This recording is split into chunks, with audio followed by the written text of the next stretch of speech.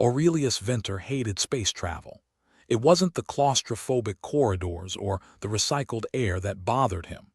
No, it was the fact that you couldn't light a damn cigarette without some sanctimonious AI reminding you about explosive decompression. As if he needed another reason to hate this floating diplomatic station nestled snugly in Jupiter's swirling atmosphere. "Welcome to the Hotel Oblivion," Lyra Quinn announced as the docking bay doors groaned open, revealing a mess of blinking lights and dysfunctional machinery. She tapped a finger against one of the metal walls. "Home sweet home, complete with killer views and zero Wi-Fi." Aurelius grunted, adjusting his diplomat's badge like it might magically turn him into someone who cared.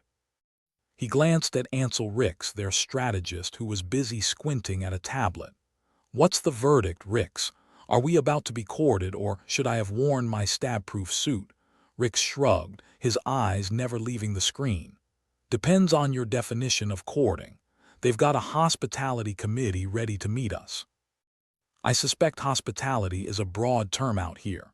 "Fantastic," Aurelius muttered, stepping into the station's guts where the air smelled like burnt toast and despair. "Let's get this circus rolling then. Wouldn't want to keep the galaxy waiting."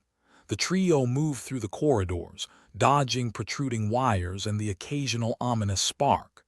The station was a relic of better days, held together by duct tape and hope. The kind of place that made you appreciate mortality. "Diplomat Venter," a voice boomed as they entered a large hall cluttered with alien representatives. The speaker was a gelatinous being perched atop what looked like a throne of soggy marshmallows. "I am Zorblax, your host and the one most likely to accidentally eat you if you stand too close." Aurelius forced a smile. "Charmed, Zorblax. I hope you brought your appetite for negotiations, not diplomats." Zorblax's gelatinous surface quivered, and Aurelius decided to interpret that as laughter. "We are here to discuss peace, yes. The humans and their vigorous knack for invention have made others nervous." "Nervous?" Lyra piped up, raising an eyebrow. "We've been called a lot of things, but nervous usually isn't one of them." "Indeed," Zorblax replied, its bulk shifting. "Your species' rapid technological advancements have, let's say, discomfited our more xenophobic brethren." "Discomfited," Aurelius echoed, nodding sagely. "That's diplomatic speak for scared shitless, I assume." Rix leaned in, his voice low. "They are worried we're going to outpace them, conquer their world, steal their jobs, eat their babies," Lyra added helpfully. "You know, the usual." The gelatinous host quivered again, seemingly amused or offended. Aurelius could never tell. "Your reputation precedes you, humans. Whether it is deserved or not, that is what we are here to discuss." Aurelius scanned the room, noting the varied and often unsettling representatives. Tentacles, chitin, and more eyes than any reasonable species should possess. A veritable zoo of political maneuvering. "All right then, let's start talking before someone decides I'm better as a mid-afternoon snack."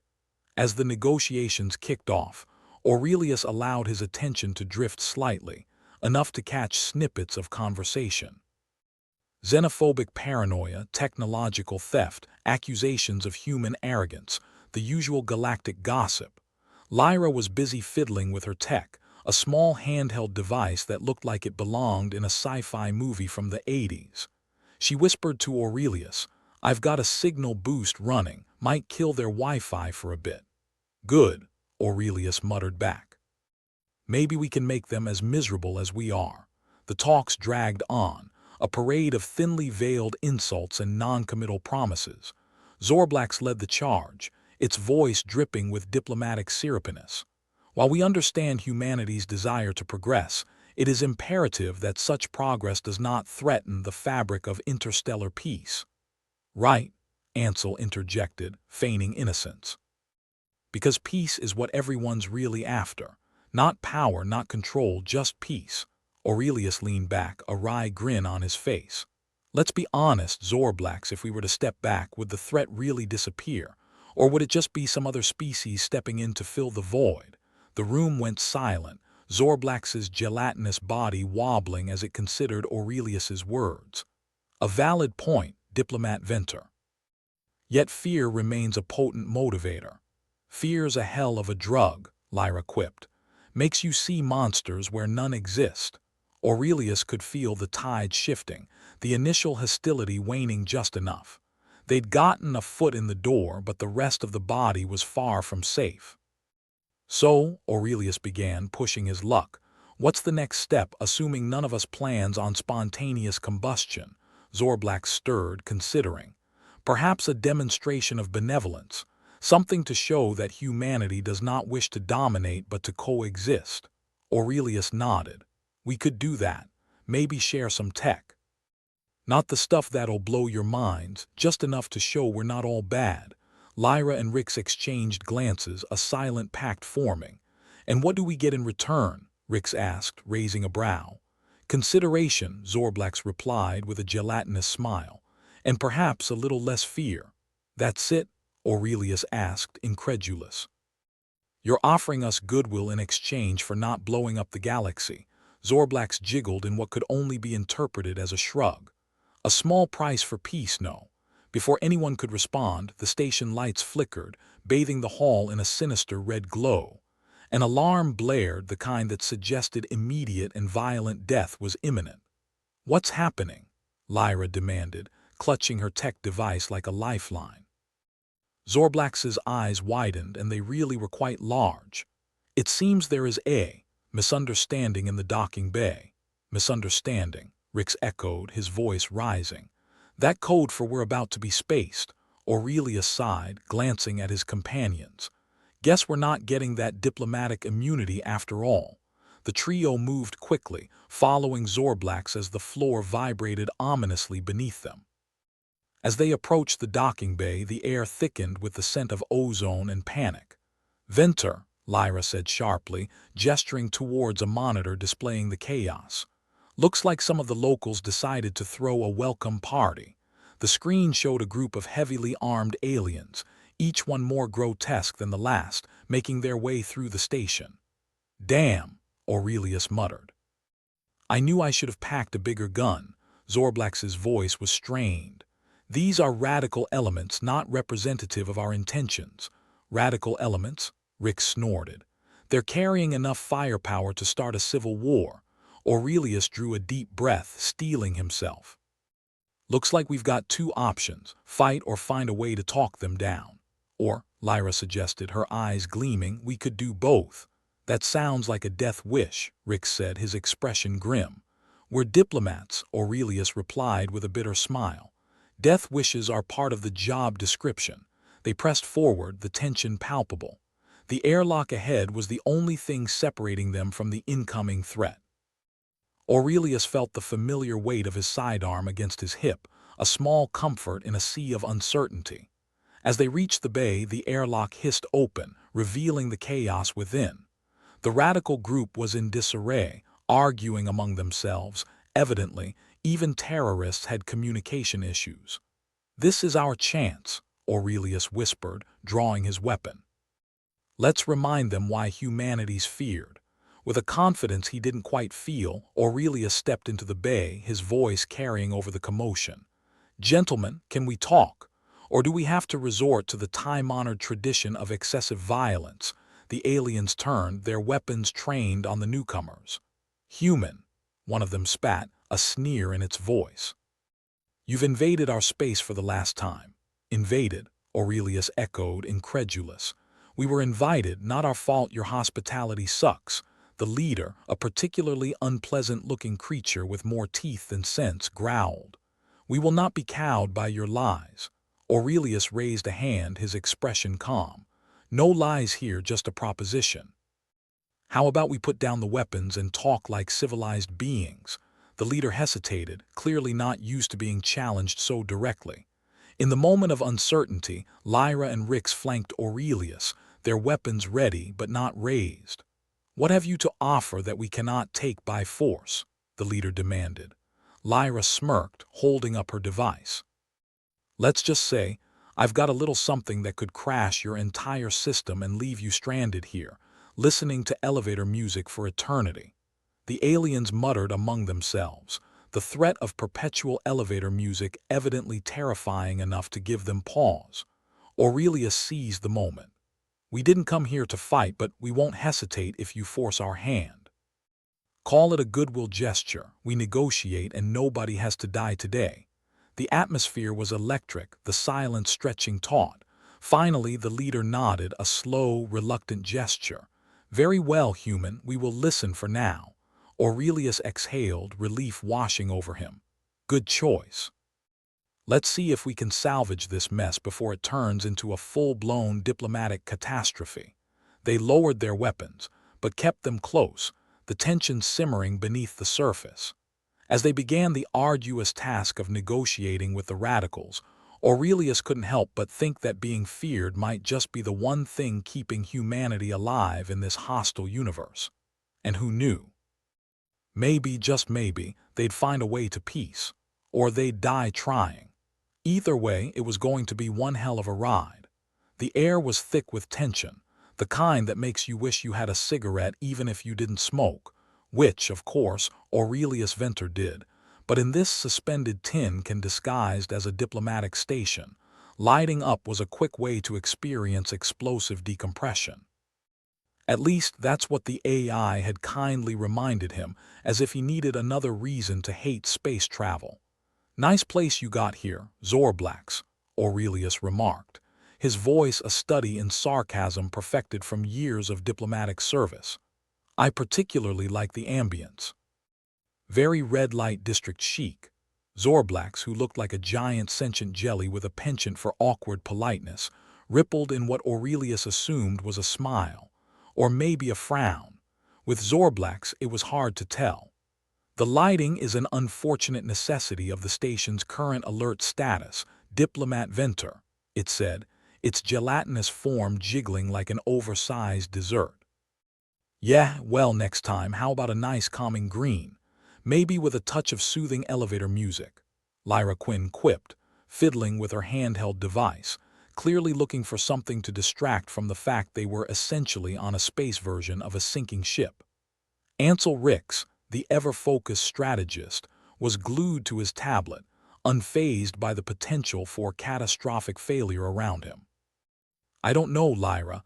I think the elevator music might actually push someone over the edge. A little more than the radicals with guns, anyway." The alarm continued its banshee wail, a soundtrack to the unfolding chaos. It was the kind of noise designed to ensure your last moments were as unpleasant as possible.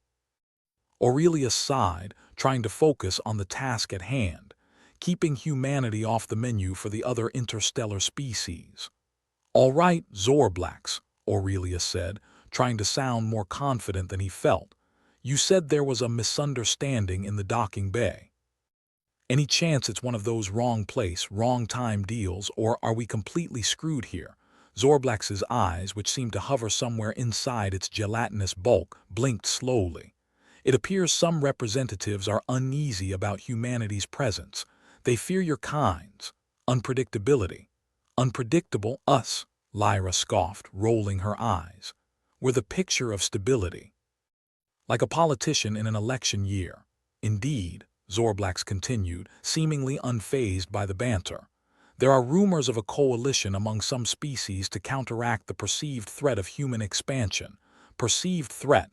That's rich," Ansel muttered, not bothering to look up from his tablet. "Like we're the only ones in the galaxy with a little ambition." "Ambition gets you places," Aurelius said with a shrug. "Usually into trouble, but hey, it's a living." The door to the conference room slammed open, and a group of alien representatives entered, their expressions, or what passed for expressions, ranging from hostile to downright murderous. Aurelius recognized a few of them. Ambassador Grichter of the Trask, with a face like a melted candle, and Overseer J.H. Roth of the Nox, who resembled a sentient pile of rocks with a bad temper. "Venter," Grichter sneered, his voice like gravel caught in a blender. "We need to talk." "Isn't that what we've been doing?" Aurelius replied, feigning ignorance. "Or were we just warming up for the main event?" "Do not patronize us, human," J.H. Roth rumbled, his rocky exterior grinding ominously. "Your kind speaks peace but wields power like a cudgel. It is intolerable." "Intolerable," Lyra cut in, her voice dripping with faux innocence. "We're not the ones threatening to blow up the station." "Seems a bit over the top, don't you think? We are here to demand answers, not pleasantries," Grichter snapped, his skin shimmering with irritation. "You have overstepped your bounds." "Overstepped?" Ansel finally looked up, a sarcastic smile playing on his lips. "That's a stretch. More like we stepped in, and you're all just pissed we didn't trip over your invisible red lines." The tension in the room was palpable, a simmering heat that threatened to boil over with the slightest provocation. Aurelius took a deep breath, reminding himself that he was supposed to be the voice of reason, or at least the closest thing to it in a room full of politically charged alien diplomats. "Look," Aurelius said, trying to channel every ounce of diplomacy he could muster, "we all know why we're here. Humanity's got a reputation. We're not perfect, no species is. But we didn't come here to start a war. We came to talk. And yet you arrive with weapons," J.H. Roth countered, his voice a low rumble. "How are we to trust your intentions? Weapons are just insurance, same as yours," Aurelius replied, a hint of steel edging into his voice. "You know, in case the conversation gets a little too lively." Zorblax intervened, its voice smooth and placating. "Perhaps a compromise can be reached, an exchange of assurances to ease the tension." A compromise? Grichter's skepticism was tangible. "And what assurances can the humans possibly offer that we haven't heard before?" "How about this?" Lyra suggested, her tone breezy. "We promise not to invade your planets, and in return, you promise not to turn us into intergalactic scapegoats for every problem in this side of the galaxy." The room fell silent, the suggestion hanging in the air like an unwelcome guest. It was bold, almost reckless, but it was the kind of bluff that might just work. J.H. Roth regarded them with stony silence, his expression unreadable. "What assurance do we have that you will honor such a promise?" "We're here, aren't we?" Aurelius replied, his tone steady. "And believe me, we wouldn't be if we didn't mean it. We're not looking for more enemies. We've got enough of those back home." Grichter's eyes narrowed, suspicion still clouding his features. "Then prove it. Show us you are willing to take concrete steps."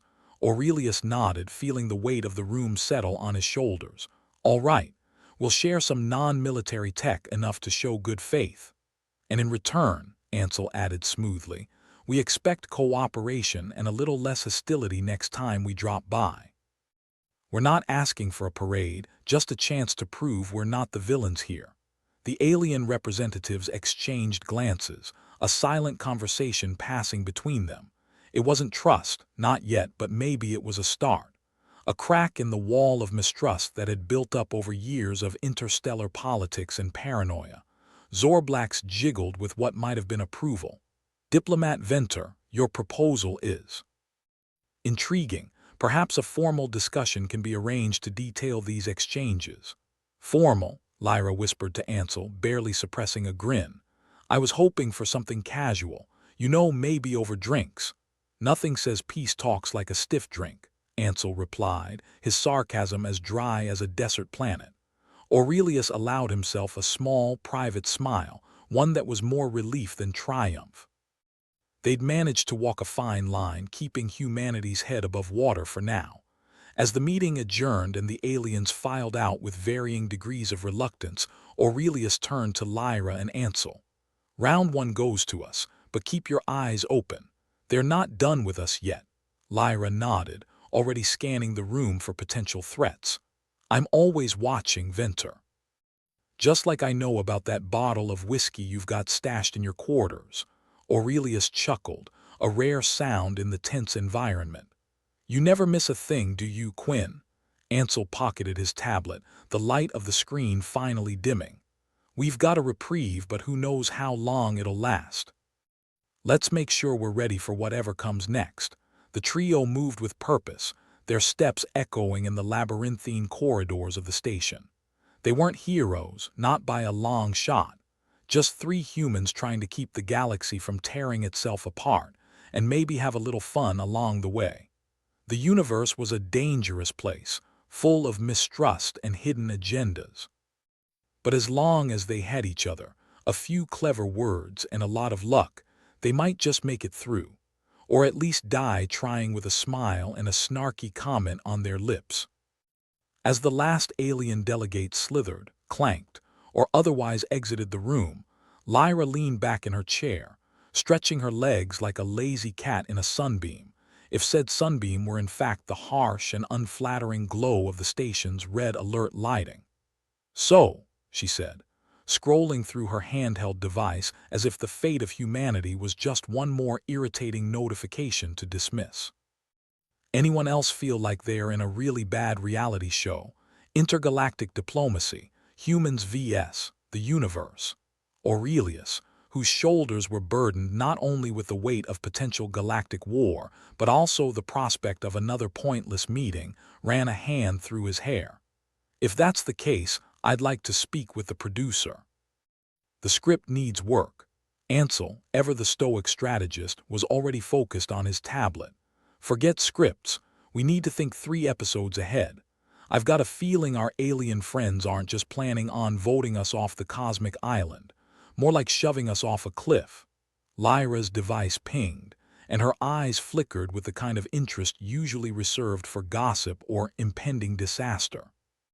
"Speaking of cliffs, listen to this." She tapped a few buttons, and a garbled transmission buzzed to life, a mix of static and strange, guttural sounds that could only be alien in origin. "Translate that, would you?" Aurelius asked, eyeing the device with the same suspicion he reserved for any technology that wasn't a pen and paper. Lyra tapped a few more buttons, and the device obliged with a translation that was as much guesswork as science. "It's a conversation from our friendly neighborhood delegates. Apparently, there's a plan to, and I quote, isolate the human threat. Sounds like we're the galaxy's favorite game of keep away." "Great," Aurelius muttered, tapping his foot against the floor in a rhythm that was more anxiety than music. "They're not just talking about us. They're talking about keeping us out of everything. Trade, communication, maybe even the space equivalent of the neighborhood barbecue." Ansel frowned, something that on him was akin to a full-blown emotional outburst. "Isolation's just the first step. Once we're out of the loop, it won't be long before we're out of oxygen." "Lovely imagery," Lyra said, her tone as dry as the Martian dust. "If we're about to become the galaxy's unwanted guests, it's time we crash the party." Aurelius nodded, a grim determination settling over his features. "We need a counterplay.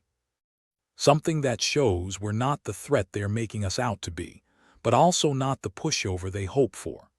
Just as Ansel was about to suggest a tactical maneuver that probably involved more screens than any sane person would care to calculate, the lights flickered ominously. The station's usual chorus of background hums started to sound a bit more like a symphony of malfunction. "Looks like our luck just ran out," Lyra quipped, though her eyes darted around the room with an alertness that belied her casual tone. "Or maybe the universe just decided to save us the trouble and implode early." Aurelius glanced around, half expecting the walls to start closing in. "What do you reckon, Ansel?" "Sabotage." The strategist's fingers flew across his tablet, a blur of efficiency. "Wouldn't bet against it. Too coincidental. Someone's making sure we don't get a say in our own fate." Lyra pulled up schematics on her handheld, the holographic display casting a ghostly glow over her features. "We've got minutes, maybe less, before the whole station goes dark. If someone's pulled the plug, we need to find the socket. Is it too much to hope Zorblax left us a trail of breadcrumbs?" Aurelius asked, already moving toward the door. "More like a trail of grape jelly," Lyra muttered, following close behind. "But anything's better than sitting around waiting for the red lights to turn to black." Ansel brought up a map of the station, highlighting potential areas of sabotage. "We split up. Lyra, you hit the maintenance hub. See if you can reset whatever they've messed with. Aurelius, you're with me. We'll head to the central core and try to stop whatever they are planning from the inside." "Why do I get the feeling this is the part where everything goes wrong?" Aurelius sighed, already bracing himself for the inevitable. "Because it usually does," Lyra replied, her grin more wolfish than reassuring. But hey, at least we can die knowing we tried. Their footsteps echoed through the station's corridors, the sound a lonely reminder of just how far from home they really were. The air was thick with tension, the kind that needed only a spark to ignite into full-blown chaos. Lyra ducked into the maintenance hub, her fingers dancing over the control panel like a concert pianist. Lights flickered, systems rebooted, and the station groaned in protest, but nothing seemed to stabilize. "Come on, baby," she whispered to the control panel as if sweet talk might convince it to cooperate. "Don't let them make an example out of us." Meanwhile, Aurelius and Ansel reached the central core, only to find the door sealed tighter than a miser's wallet. "Looks like someone called ahead and canceled our reservation," Aurelius said, eyeing the lock with disdain. Ansel pulled out a small device, a hacker's best friend, and started working on the door. "Give me a minute, or maybe two. You know how these things can be." As Ansel worked, Aurelius couldn't help but let his mind wander to what might be waiting for them on the other side. Another alien ambush, another half-baked scheme to dismantle human influence, or maybe just another day in the office when your office happened to be a floating tin can in hostile space. With a final click, the door slid open, revealing a room filled with blinking lights and the faint smell of ozone. Ansel moved to a nearby console, pulling up the station's diagnostics with practiced ease. "Looks like they're trying to overload the reactors. More bang for their buck and less chance we walk away from this." "Optimistic, aren't they?" Aurelius said, his voice carrying both a hint of admiration and more than a little exasperation. "What do we do?" Ansel's fingers flew across the keyboard, each keystroke a small rebellion against the forces conspiring against them. "We reroute the power, stabilize the core, and then hope like hell that Lyra's got her end covered." Back in the maintenance hub, Lyra was doing her best impression of a one-woman tech support team, fighting against a system that seemed determined to self-destruct. Alarms continued to blare, a cacophony of doom that only added to her sense of urgency. Just as she was about to smack the panel in frustration, her handheld buzzed with a new message. A quick glance at the screen showed an incoming transmission from Zorblax, a message of goodwill or perhaps a parting shot.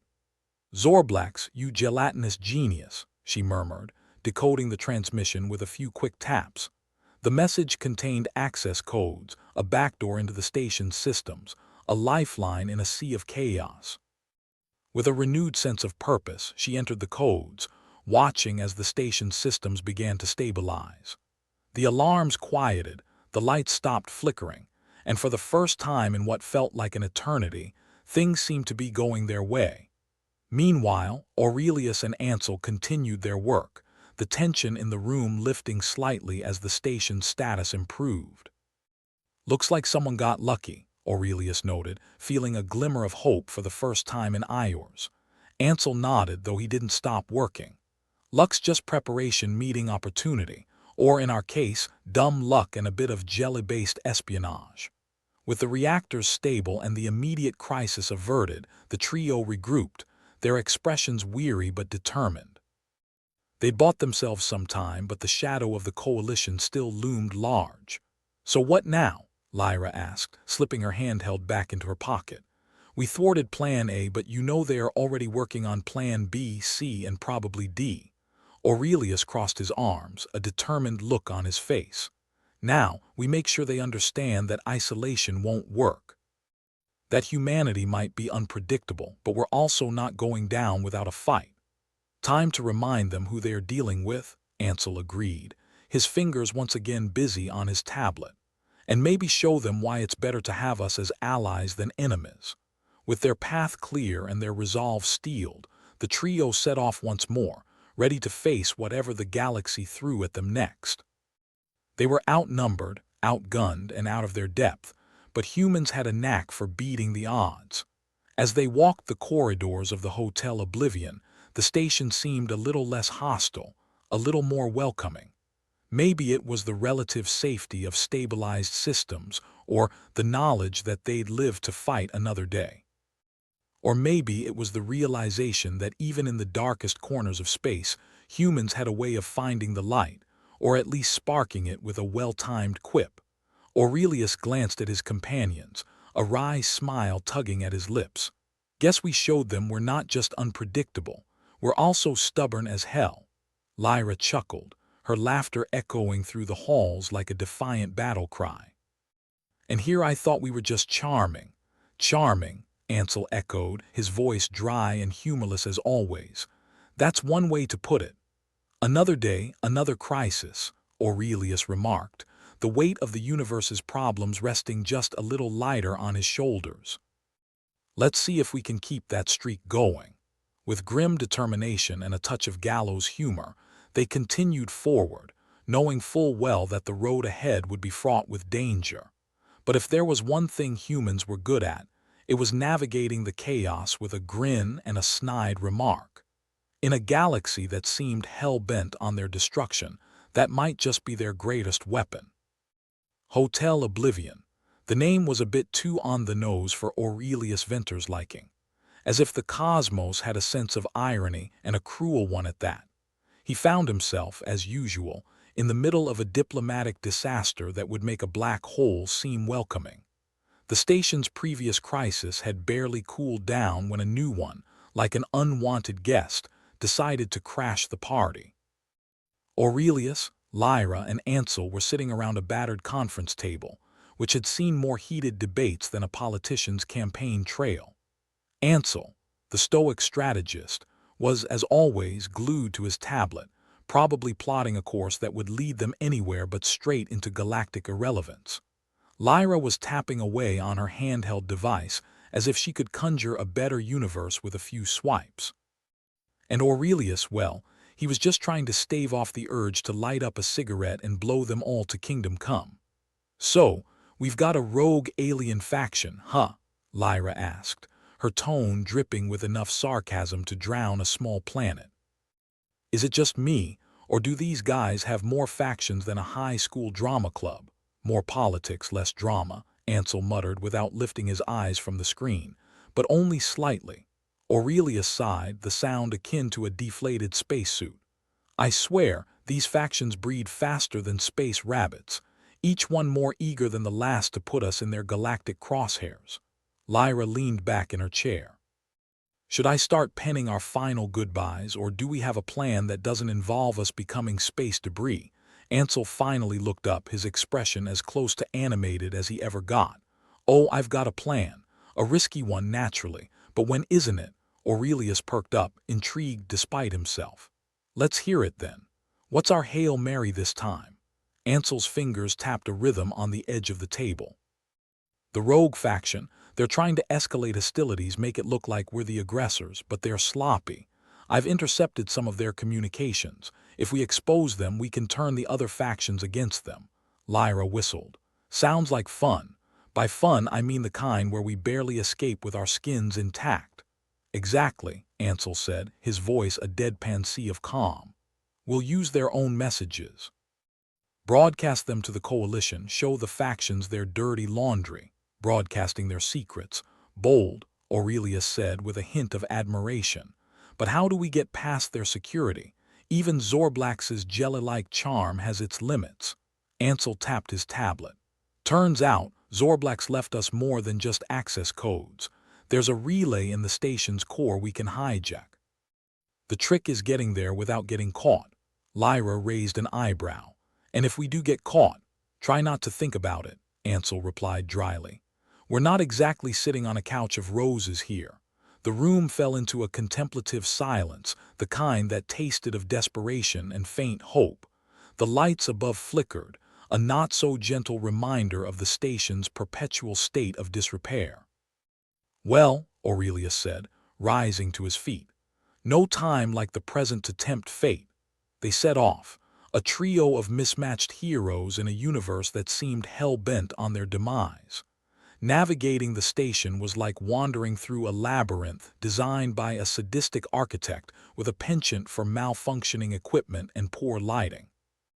As they approached the relay room, the corridor narrowed, and the air grew heavier, like the station could sense the impending chaos. "Anyone else feeling claustrophobic?" Lyra asked, her humor hiding the edge of anxiety. Or is that just the overwhelming sense of impending doom? It's definitely the doom, Aurelius replied, trying to lighten the mood, or maybe just his own nerves. Ansel, as usual, seemed unfazed. Focus. We need to do this quickly. Once we start, there's no turning back. The door to the relay room stood ahead, guarded by a lock that looked more ceremonial than functional. Ansel worked his magic, if magic was a combination of hacking and a bit of luck, and they slipped inside. The relay room was a tangle of wires and screens. It looked like someone had tried to build a control center out of scraps and spite. Ansel moved swiftly, connecting his tablet to the main console. Once I start the upload, we've got maybe 10 minutes before they detect it, Ansel explained. And then we'll have every trigger-happy alien on board chasing us down. Sounds like a party, Lyra said, crossing her arms. I'll bring the chips, you bring the escape plan. Ansel shot her a rare, almost smile. We'll need to make our way to the escape pods, fast. Escape pods, Aurelius asked, incredulous. Those were decommissioned decades ago. Not all of them, Ansel corrected. I made sure one remained operational just in case. Aurelius chuckled darkly. Always the optimist, aren't you, Ansel? Not optimism. Just preparation, the strategist replied, fingers flying over the controls.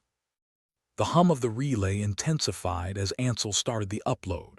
They could only watch as the rogue faction's secrets were unveiled for all to see, an act of defiance that might buy humanity another day on the galactic stage. Let's move, Ansel said, already heading toward the exit. They dashed through the corridors, the station coming alive with warning sirens, an orchestra of disaster. Behind them, the sound of pursuit grew, the clatter of armored boots echoing like a death knell. Why do I feel like we're running from a bad idea? Lyra panted as they rounded a corner. Because we probably are, Aurelius replied, his own breath coming in short bursts. But it's a beautifully executed bad idea. The escape pods sat ahead, looking like relics from a bygone era. Ansel keyed in a code, the pod doors hissing open with what could only be described as mechanical reluctance. Everyone in, Ansel commanded, his tone brooking no argument. They piled in, the pod's interior cramped and uncomfortable, a perfect metaphor for their situation. Ansel hit the launch sequence, and they were jettisoned from the station with all the grace of a rock being hurled through space.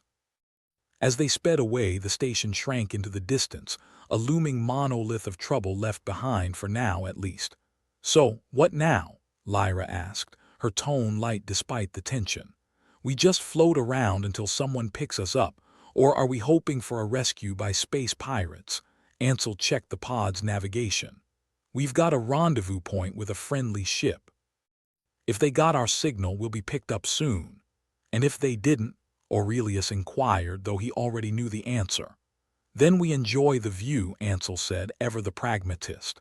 They sat in silence, the weight of their actions and the consequences settling over them. But there was also a sense of satisfaction, a small victory in a war that felt unwinnable. Lyra broke the silence, her voice filled with a stark humor that masked her relief. Well, if we die out here, at least we'll go down in history as the idiots who tried. Aurelius chuckled, his laughter mingling with the hum of the pod, or as the idiots who succeeded. Ansel allowed himself a small smile, the first genuine one they'd seen in a while. Either way, we're not forgotten.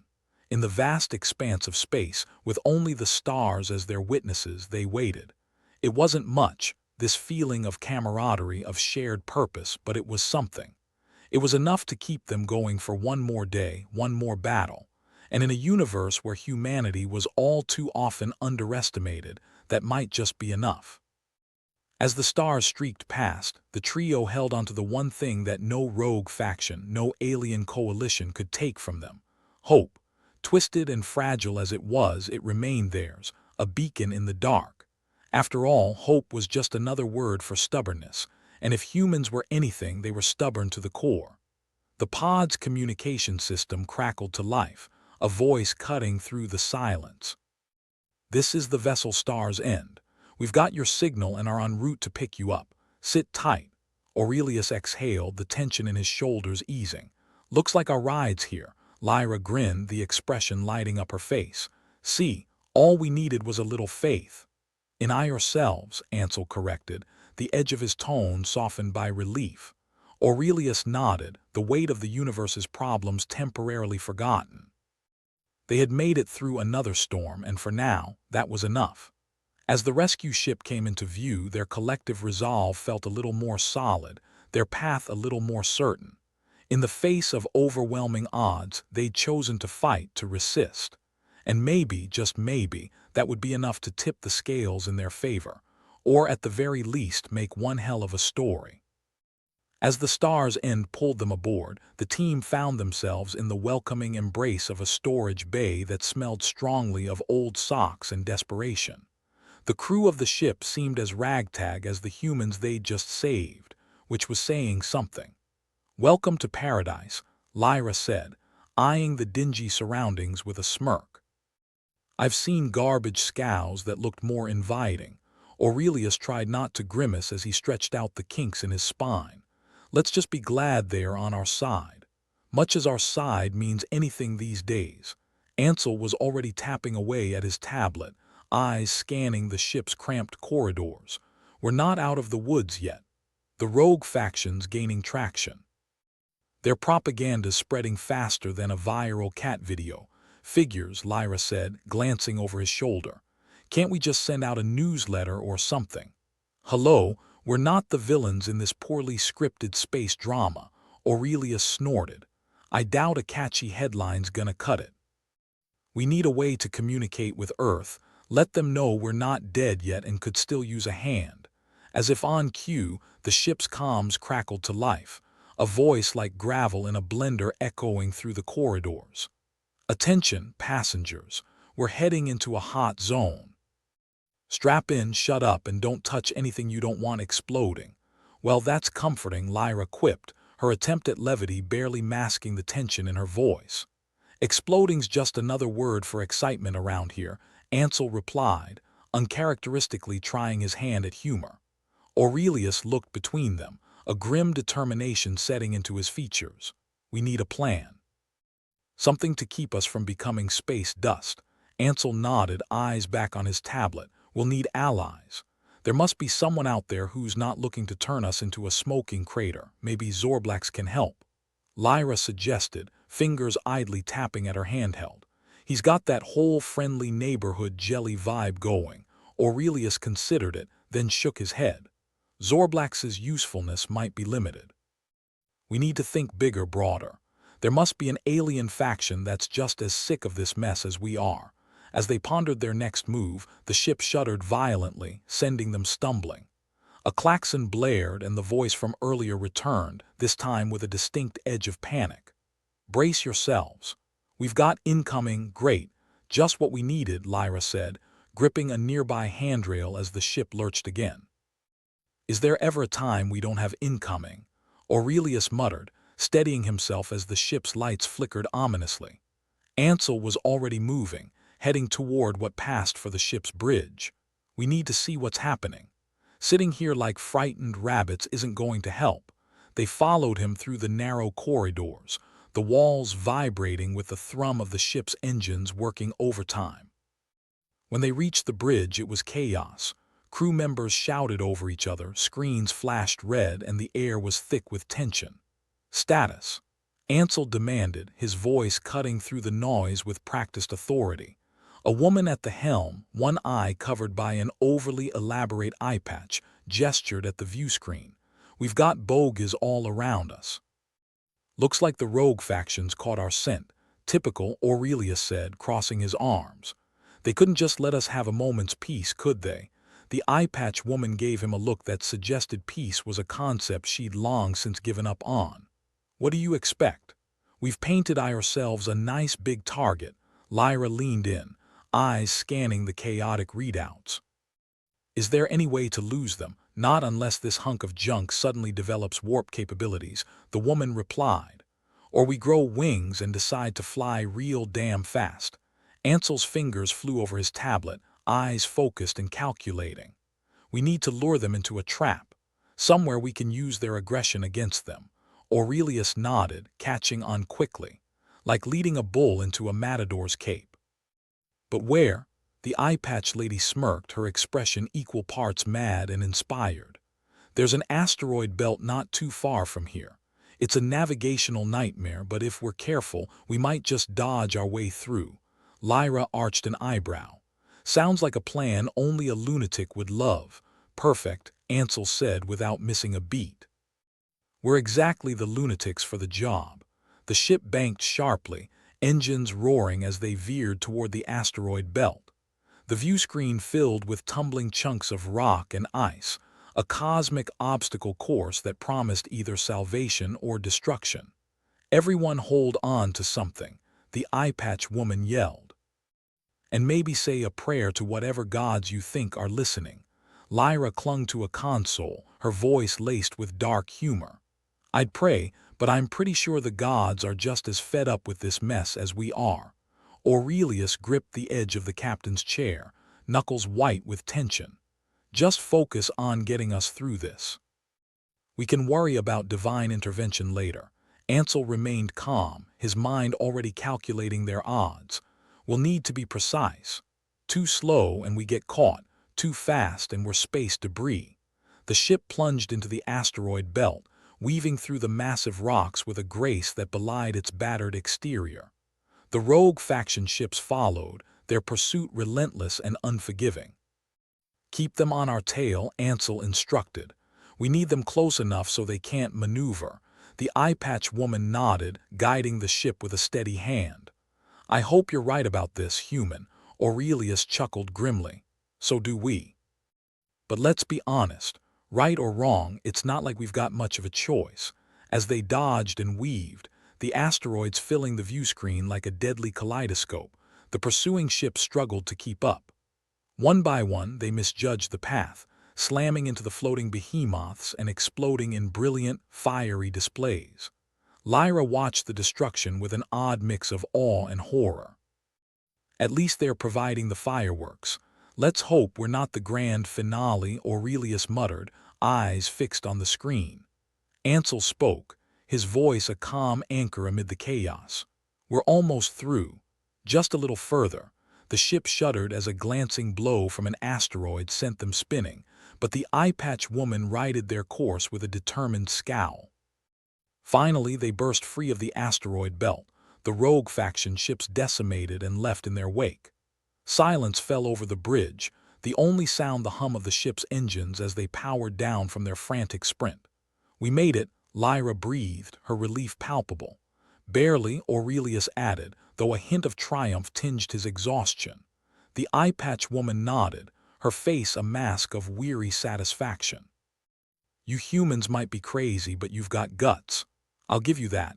Ansel allowed himself a rare smile, the tension in his shoulders easing. Guts are all we've got left these days. As the ship cruised through the void, Aurelius turned to Ansel, a question in his eyes. So, what now? How do we get word back to Earth? Ansel considered it, a plan forming in his mind. We'll need to reach a comm station, somewhere safe enough to transmit without getting intercepted. Lyra arched an eyebrow. Safe? In this galaxy? You're funny, Rix. We make our own safe, Ansel replied with a shrug. Find a station that's neutral or at least not actively trying to kill us. Aurelius nodded, resigned but resolute. Then let's get moving. The longer we wait, the more time they have to turn the galaxy against us. The eye-patch woman set a course, the ship's engines humming to life once more.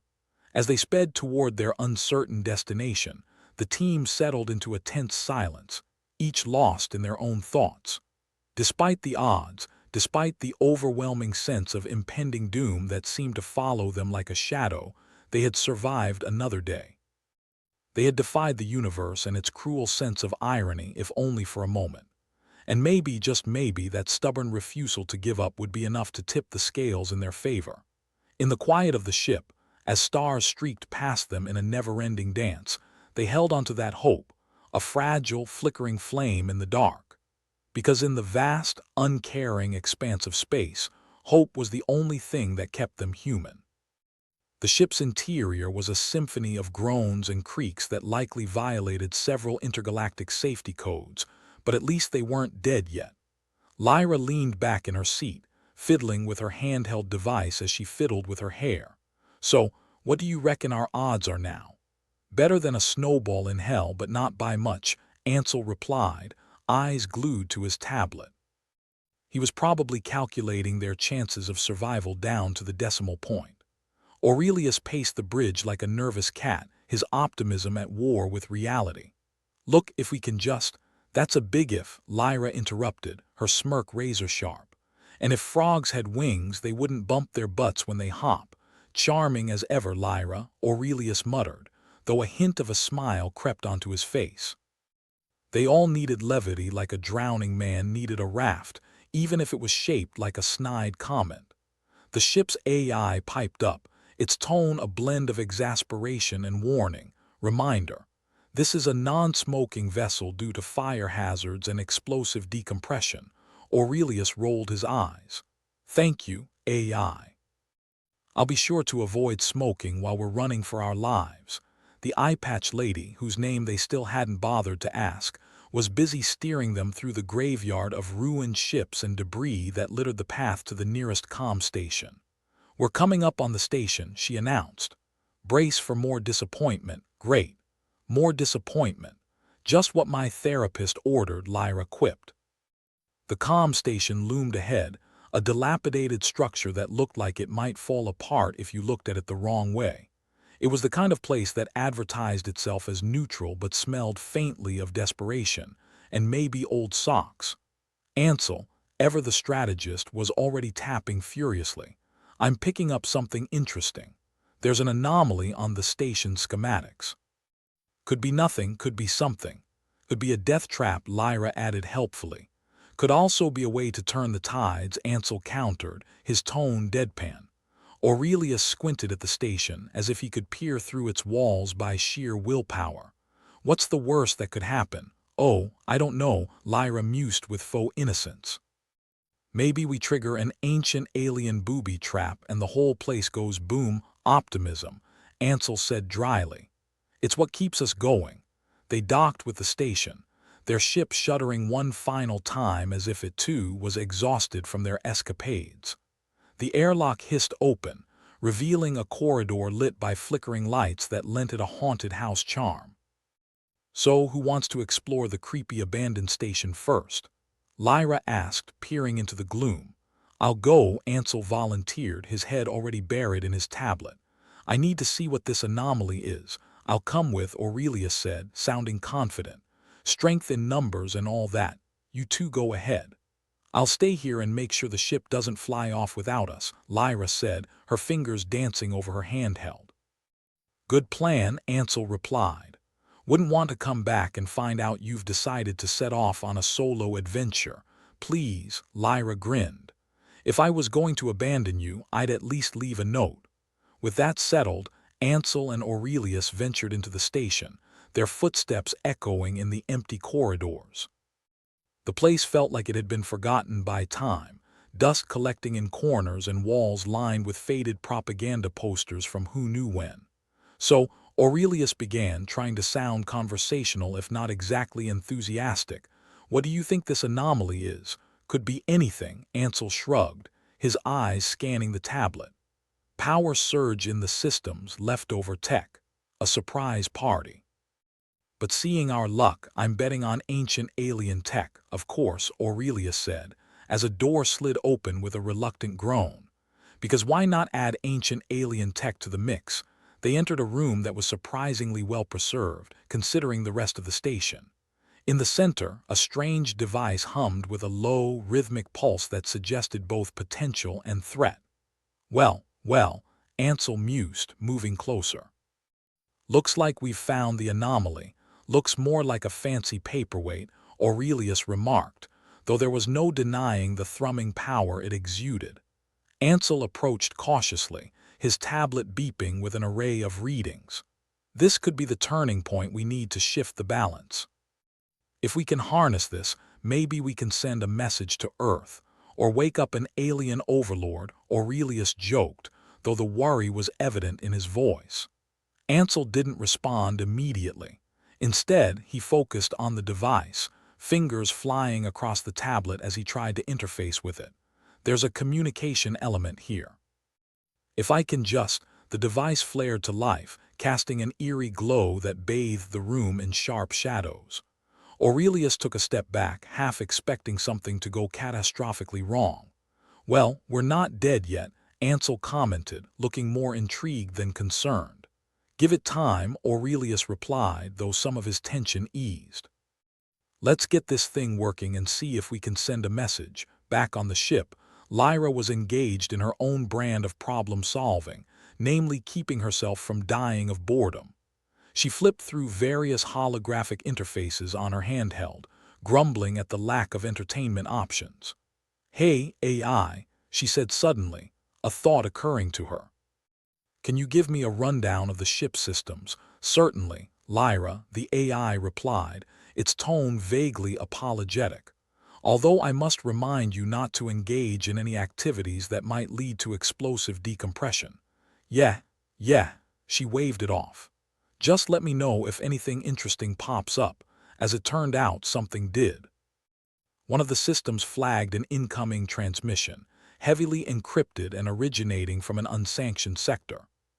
Lyra muttered, leaning forward. "That's weird." Meanwhile, back in the depths of the station, Ansel and Aurelius were making progress. The device, whatever it was, seemed to respond to Ansel's tinkering. Its glow grew more intense, pulsating in time with the strategist's efforts. "Ansel," Aurelius asked, his voice a mixture of awe and caution. "What happens if this thing overloads?" "Probably nothing good," Ansel replied, his focus unwavering.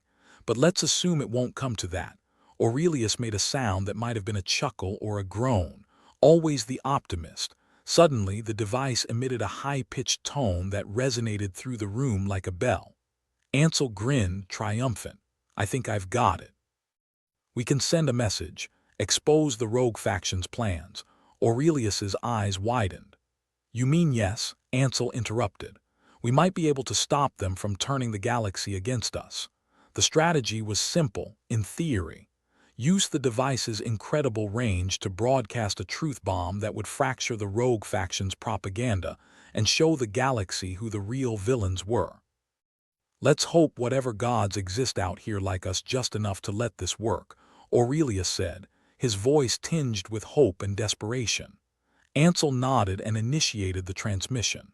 The device thrummed louder, its glow nearly blinding, as the message beamed out into the vast expanse of space. Back on the ship, Lyra was still grappling with the encrypted transmission.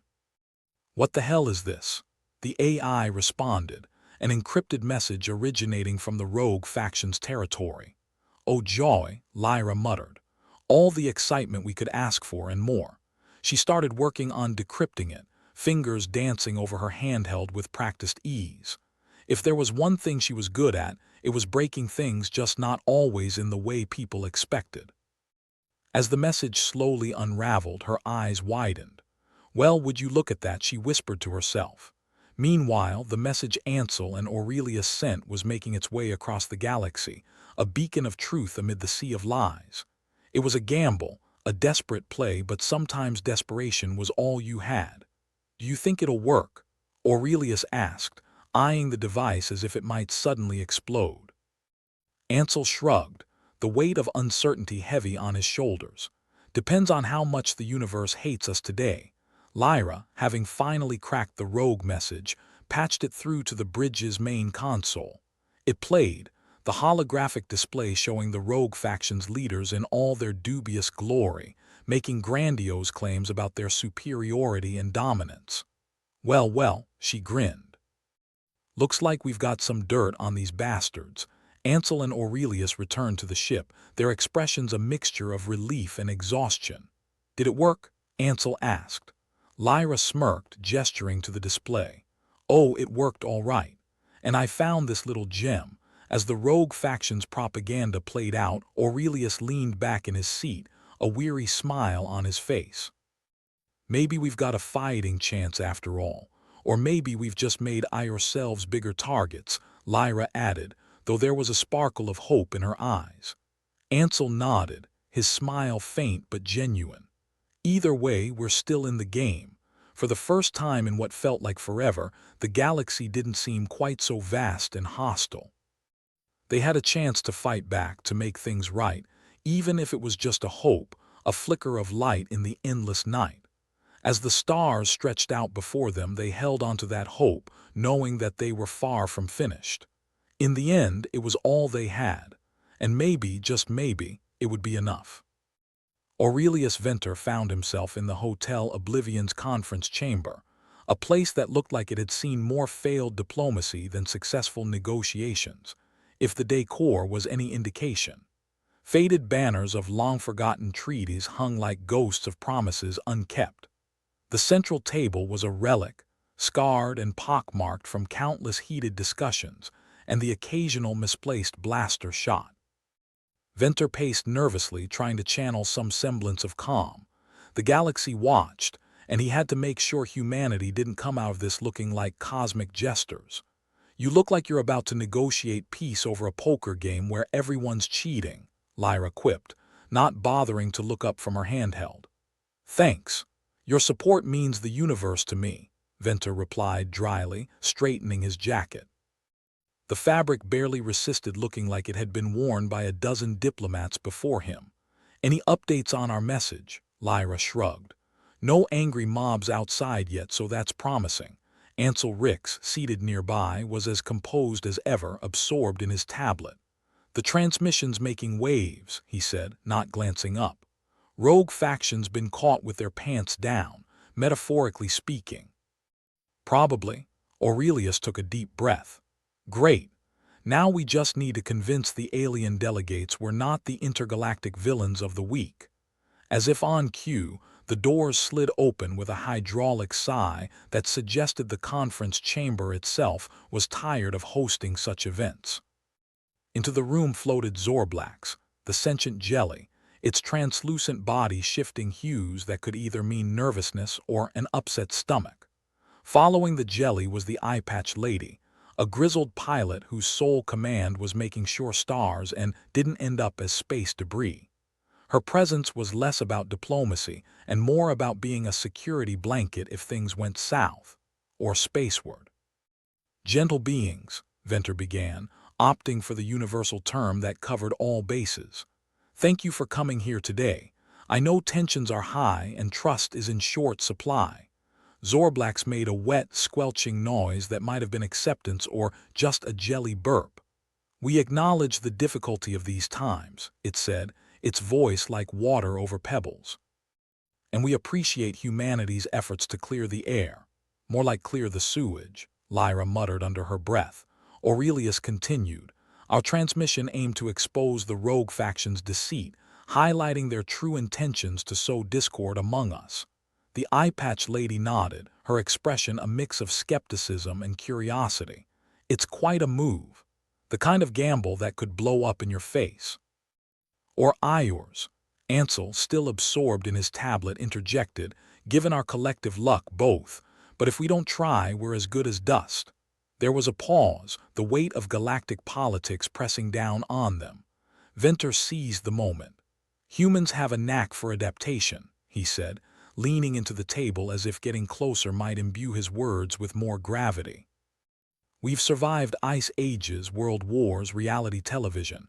We know how to make a bad situation work for us." "Is that a threat?" Zorblax's colors shifted to an uneasy chartreuse.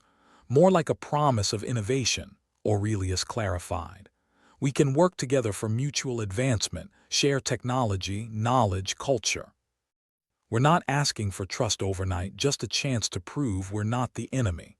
Lyra, glancing up from her device with a smirk, added, "And if we screw up, well, you can always shoot us into a black hole. No hard feelings." Zorblax's hues settled into a calmer azure. "The proposition is intriguing, but the Council will need assurance." "Actions speak louder than words." "Then let our actions speak volumes," Venter replied, his mind racing with the implications.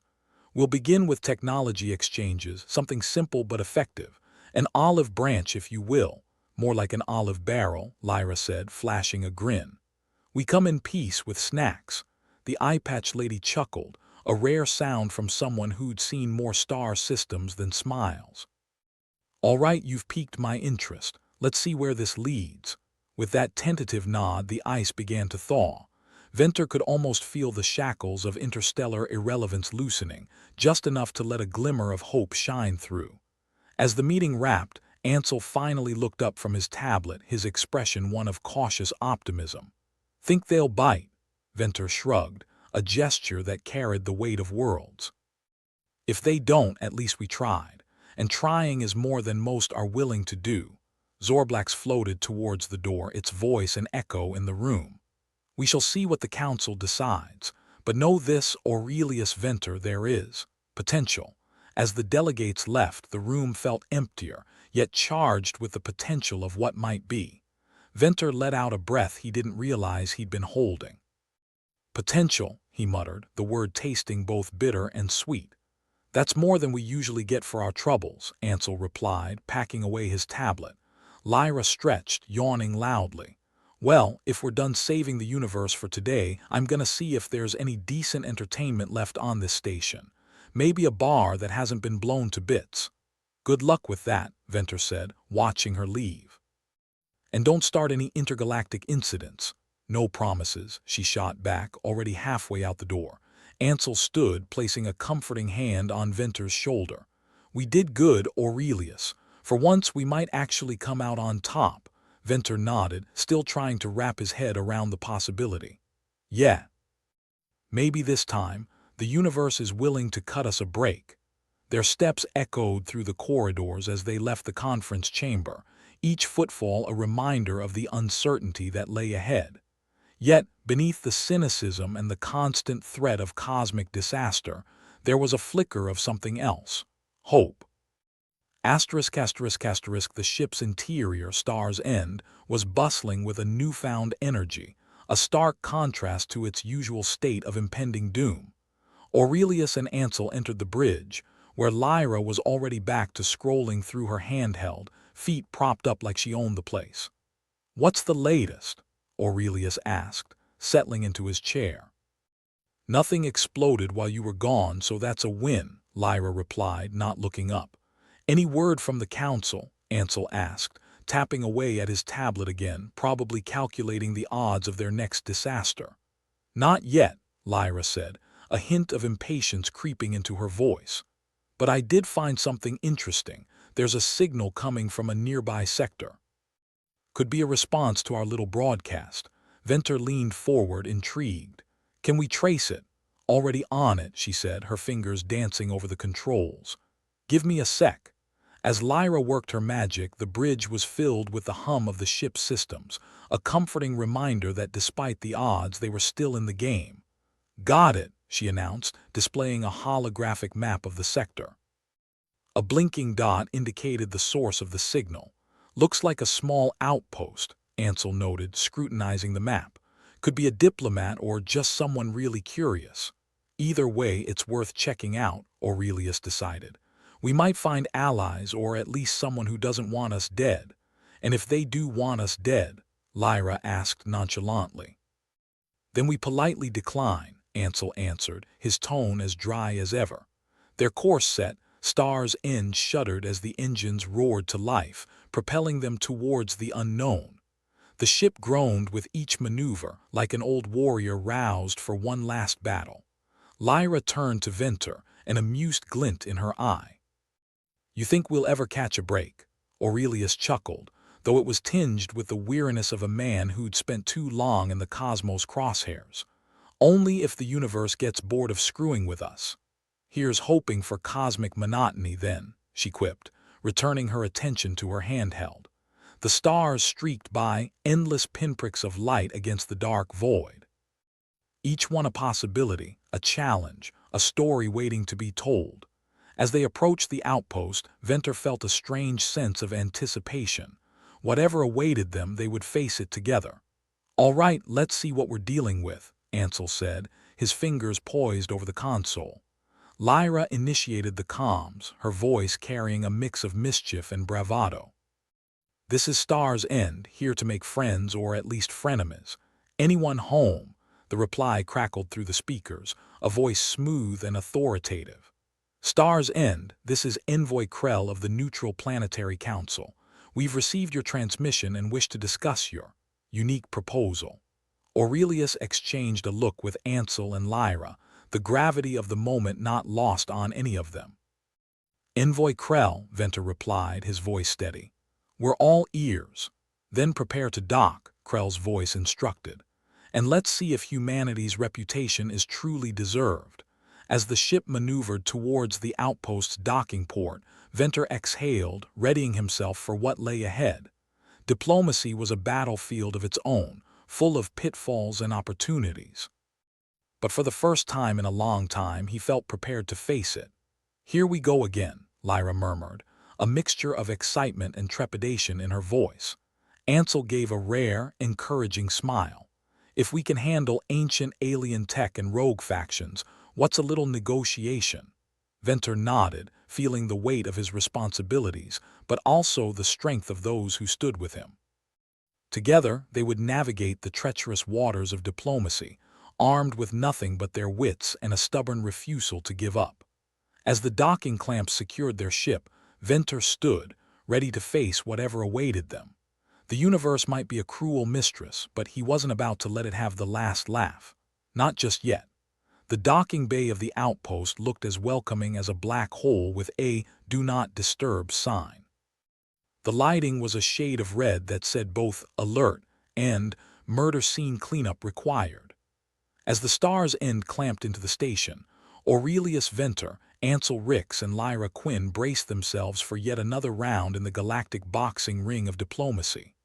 "Ah, the aroma of burnt circuits and boiled cabbage," Ansel quipped, wrinkling his nose as the hatch opened.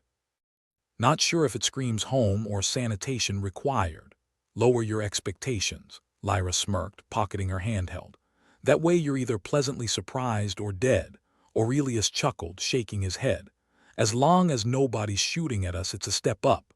They were greeted by Envoy Krell, a towering mass of tentacles and eyes, all neatly wrapped in a diplomat's sash. Its voice was smoother than a politician's promise.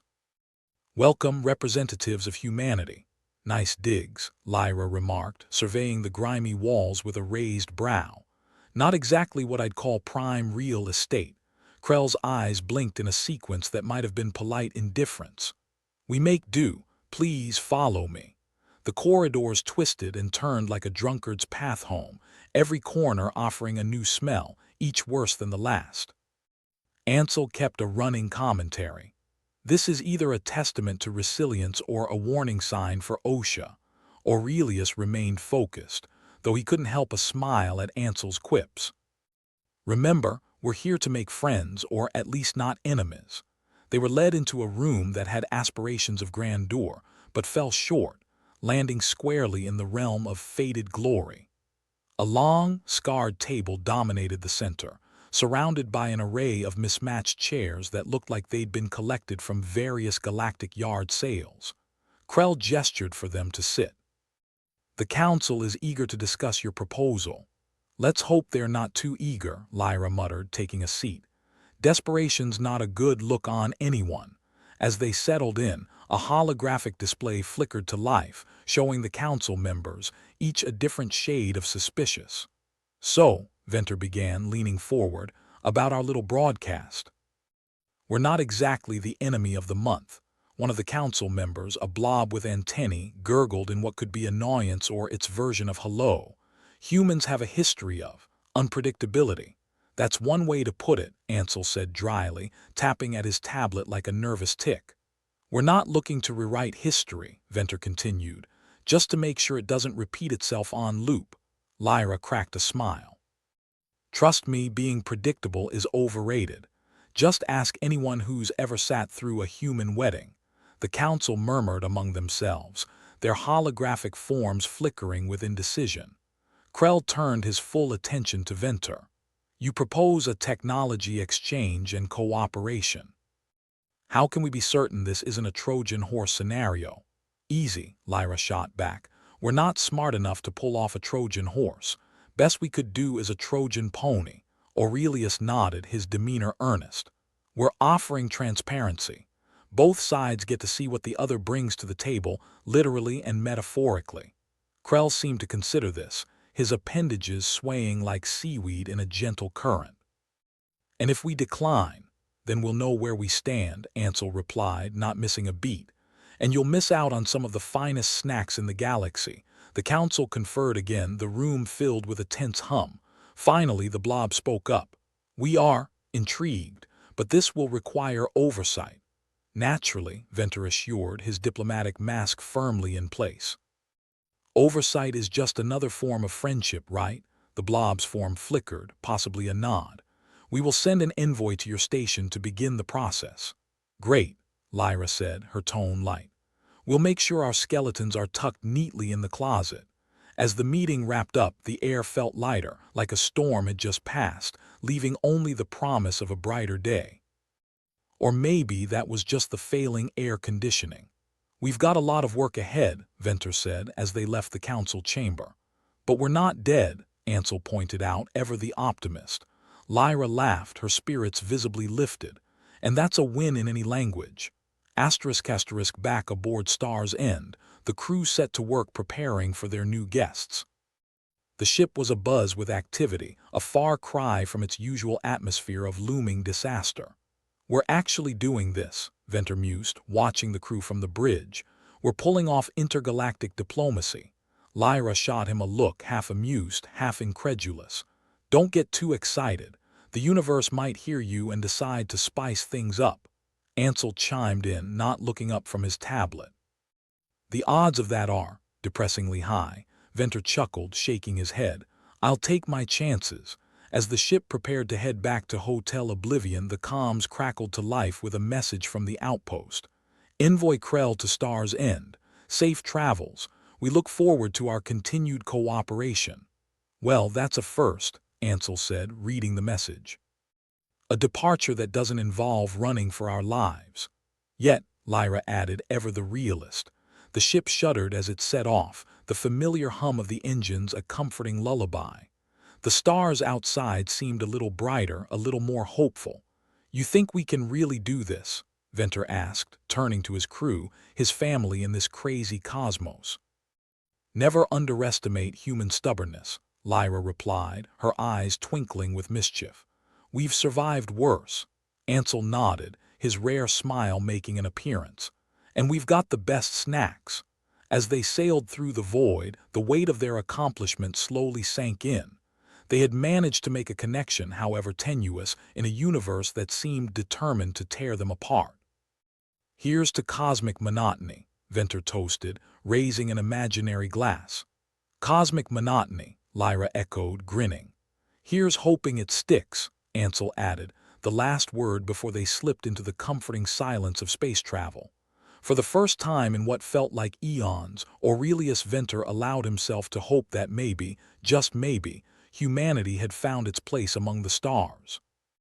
Asterisk back at Hotel Oblivion, the atmosphere had shifted from one of perpetual crisis to cautious optimism. The station, that suspended tin can of political intrigue, was slowly becoming a symbol of unity, or at least a more intriguing reality show with fewer explosions. The crew of the Star's End had become minor celebrities, hailed as heroes by those who followed their broadcast. Though the term heroes was used with a healthy dose of irony and a side of skepticism. Can't believe we're famous, Lyra said, scrolling through headlines on her handheld. And not for blowing something up. We might yet, Ansel reminded her, carrying a stack of reports that seemed to multiply like space rabbits. Venter was back to pacing, a habit he couldn't shake. Let's not get ahead of ourselves. Fame is fickle in the galaxy. They're calling us pioneers, Lyra continued, a mocking lilt to her voice. Maybe we'll get a movie deal, Ansel snorted. Let me guess, they'd cast someone too good-looking to play me. Obviously, Lyra grinned. As they walked through the station, Venter couldn't help but notice the way people looked at them, curiosity mixed with a hint of respect. It was a strange feeling to be recognized for something other than screwing things up. Feels different, doesn't it? he remarked, nodding to a group of delegates who gave them a respectful nod. Freaky, Ansel replied. Like we're in an alternate reality. Definitely a glitch in the Matrix, Lyra agreed. But I'm not complaining. They reached the conference chamber, now refurbished and more presentable, though still boasting the same scarred table, and prepared for another round of talks. This time, however, there was a sense of collaboration, a shared purpose. Venter took his place at the table, feeling the weight of his responsibility but also the support of those around him. They were here to forge a new path, one that would hopefully lead to a future where humans and aliens could coexist without the constant threat of annihilation. "Let's not screw this up," he whispered to himself, as the doors opened and the delegates filed in. The discussions were long and arduous, filled with the usual dance of diplomacy, offers and counteroffers, agreements and hesitations. But as the hours passed, it became clear that they were making progress. The seeds of cooperation were being planted, and for the first time there was a genuine sense of hope. As the meeting concluded, Venter stood, addressing the room. "Thank you for your willingness to work with us. I believe we're on the cusp of something great." "You humans do have a knack for surprises," Krell observed, his eyes blinking in that peculiar way. "Just when you think we're out, we pull ourselves back in," Venter joked, earning a round of laughter. The delegates began to disperse, leaving behind the echoes of a new era. Venter stood there for a moment, absorbing the reality of their achievement. "We did it," Lyra said, bumping his shoulder with hers. "Against all odds," Ansel added, still clutching his tablet like a security blanket. Aurelius grinned, feeling lighter than he had in years. "I guess sometimes the universe does get bored of screwing with us." As they left the chamber, the future felt like a story not yet written, a blank canvas waiting for the brushstrokes of possibility. And for the first time, the prospect didn't feel daunting. It felt like an adventure. And in the grand scheme of things, that was perhaps the greatest victory of all.